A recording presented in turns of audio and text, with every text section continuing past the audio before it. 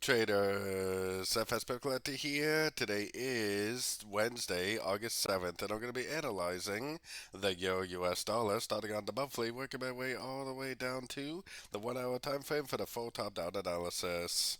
So, on the Euro dollar monthly time frame, I'm definitely still looking at this as most likely a wave A. I still think this looks like three waves down for an ABC of wave B, and I still think this is very likely to make its way up over the next probably 6 months to a year for an expanding flat wave C.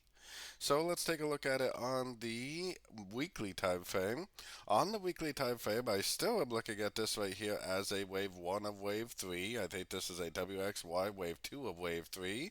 I think we're in that wave 3 of 3 now, and I still think that this is very, very likely to continue to make those higher highs, higher lows, all part of this big wave 3 pattern. So taking it down to the daily time frame. On the daily time frame, we got a structure level right here, which is actually more of like a 12-hour, 8-hour time frame structure level. But for me, and if it does break below that structure, I will definitely start looking for shorts again. If not, I am definitely still looking for longs on shorter time frames. The trend is up, especially looking at our weekly, monthly time frame analysis. I think we need to continue to look for longs on these shorter time frames.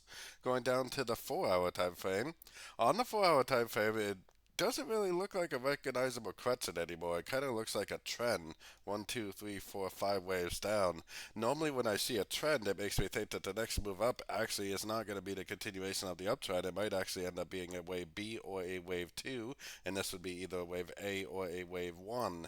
Now, sometimes what we think is a wave B or a wave 2 actually just keeps on trending up, especially in a strong uptrend. So if it does break to the upside, it's probably going to be worth getting in just to find out whether it's really a B or 2, or whether it really is gonna keep on trending up. Taking it down to the 1 hour time frame, I mean, I definitely am still looking for longs because we still have not had that break of structure to the downside. So I'm personally still looking for longs. The fact that it has 5 waves down, like I said, kind of makes you think that the next move up is actually going to be part of a crescent to the downtrend.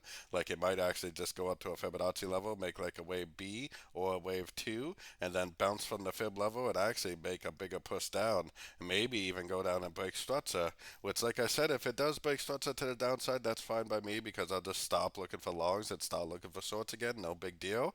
But oftentimes, what we think is a wave B will actually just keep on trending up.